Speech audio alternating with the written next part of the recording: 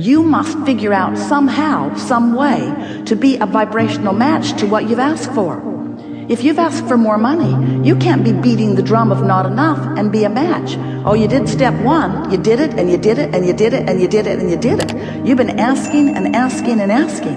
And Source has lined everything up. More magnificent rendezvous orchestrated on your behalf. So much has been done on your behalf in lining up the circumstances and events that will produce the manifestation that you seek. So, here you stand in your physical body, sifting and sorting, doing step one so effectively, as individuals and as collective consciousness. And the evolution of all species is about exactly that. Contrast inspires you to want more. So Source becomes vibrationally a part of what you have become and establishes a vibrational frequency that you can never separate yourself from. And you can tell that that vibrational frequency exists because you have emotions that tell you that it does. When you feel elation, that's your indicator that you're right now in perfect resonance with that vibrational frequency. When you feel frustration, that's your indication that you are not in perfect resonance with that frequency, but you're not so far off from it. When you feel hopeful, you're closer to that frequency. When you feel love, you're right smack dab in the middle of it. When you feel clarity, when you feel elation, passion, you're right up to speed. When you feel despair, when you feel fear, you're really far away from that vibration. So this is a very important thing to understand. You've launched the rocket and it is part of you. And that source energy part of you from which you came, who always holds you in constant awareness, is holding the vibrational frequency of your greatest becoming, of your furthest most expansion. But if you don't get up to speed and stay up to speed with that expansion, then you feel the gap. And that's what negative emotion is. So once you understand this, now it will be easier for you to understand how simple your work really is. It's so much more simple than you have believed it to be. Bless your hearts. You've been working pretty hard at life. You observe things wanted and things unwanted, and you sift them into piles. Don't want that, sort of want that, do want that. And then you try to figure out how to get the wanted piles all around you and the unwanted piles further from you. But what most humans don't understand is that in this attraction-based universe, there's no exclusion. So every single time you give your attention to something unwanted and you say, go away from me, it comes closer. Esther had the most extraordinary experience with the two little people that she loves most in all of the world at the San Diego Fair the other day in Del Mar. Kate and Luke, like everybody else, sometimes in alignment with who they are and sometimes not. So they walked into the fairgrounds and Esther said, there's lots here, so if you feel attracted to something, point it out. And Luke said, I'm attracted to that. And it was a spinning wheel, some sort of a gimmick, not really even a game. So Luke spun the wheel and got 4 tacos, which did not please him that much. Then Kate spun the wheel and got a chance to win a ticket to Knott's Berry Farm. She was not thrilled at the chance or at even the possibility of being there. So the nice man said, spin it again, sweetheart. So she did. Knott's Berry Farm again. So the nice man said, spin it again, sweetheart. So she did, and she got Slurpees at 7-Eleven, which she had been talking about for days. There are no 7-Elevens in Texas. And then the day began. Esther stood back and watched the momentum of happiness beginning with Kate and the momentum of pain and agony beginning with Luke. Because not only did he not win, Kate did. Not only did he not get what he wanted, she got to go 3 times until she did. So the day unfolded. They were playing games, and the very first thing that happened was they were at a very difficult basketball place. It seemed almost impossible to actually make it go in the basket. Just kept bouncing back. And Luke is really, really, really good at basketball. Really good at it. So he tried and tried and tried. Esther invested close to his college education. And then Kate said, let me try, and it went right in. And she got a great big stuffed animal, Pegasus. It was a girl's dream. And Esther looked at Kate, who was not touching the floor, and then she looked over at Luke, who was hanging his head. He was very, very, very, very sad. So off they went to the next game. This one was where you throw quarters across the table. And if they land on the right exact spot, then you get something.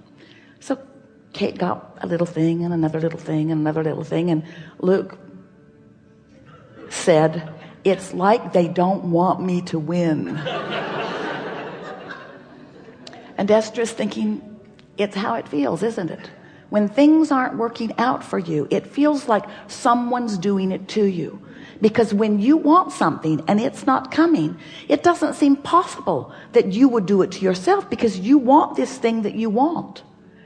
So Esther is thinking, I would so like to explain the way all of this works again, right in the middle of all of this. But of course, when you're not feeling good, that's not the time that you're going to hear. And Esther could see Kate spiraling upward and Luke spiraling downward. And somehow they seemed hooked together in some freakish way. And so then there was the water game. You shoot the water into the little holes, and they all lined up. There were 5 of them. They all lined up. Kate was on station number 2. Squirt, squirt, squirt, squirt, squirt, squirt. Number 2 is the winner. Let's do it again. Squirt, squirt, squirt, squirt, squirt, squirt, squirt. Number 2 is the winner.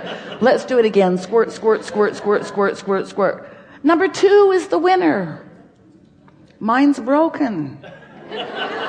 It didn't seem possible that Kate could continue to win, but she did all day long. She had so many stuffed animals, Esther had to make a trip back to the car because they could not lug them all around.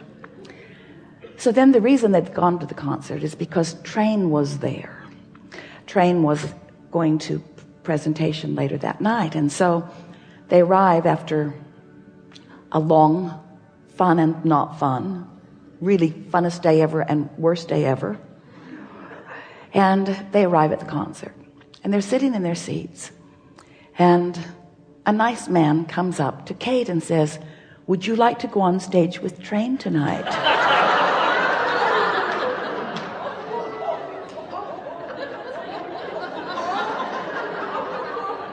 And right before that, while they were eating dinner, Luke had said that he knew the words to the Train songs and that Mermaid was his favorite. What song will you be dancing with Train tonight, Kate? Mermaid. So then the concert happened. It was amazing. The stadium was full. Kate was on stage. She got to see this amazing audience. She got to stand next to these beautiful performers. She was floating above the ground. And now she's back in her seat. The concert has come to an end. The audience is demanding an encore. Train comes back onto the stage. The lead singer has 3 t-shirts. He throws them into the audience, and guess who got one of them? Kate. And so as they were walking out of the stadium, Kate puts her hand in Esther's hand, and they are both floating above the ground. And Esther said, that's the way it works, sweetie. You just feel genuine happiness like you have all day. and everything flows to you. There was no point in having the discussion with Luke because his reality and his observation of it, he had a momentum going. Has that ever happened to you? Have you ever had a momentum going where no matter how hard you try, how good you are, how clever you are, how genuinely good you really are, still things are not working out for you? And Esther came away from that experience enlivened like never before, because she understands law of attraction. She knows for sure about momentum. She knows about point of attraction because that's what we're talking about all day, every day. She knows that the way you feel is your indicator of what you've got going on vibrationally. And she knows that you have reasonable control over what you've got going on vibrationally. But she also knows that once momentum gets going, that law of attraction is going to continue to feed that momentum. We've been talking about this momentum for a while. And Esther has been practicing this feeling of getting on that high flying disc. We've been talking to you about this vortex that is spinning. And now we're wanting to say to you that this vortex is spinning in this high flying, high frequency, non-resistance, and that you've got to be up to speed with that. Because when you're up to speed with that, what's in that vortex flows easily into your experience.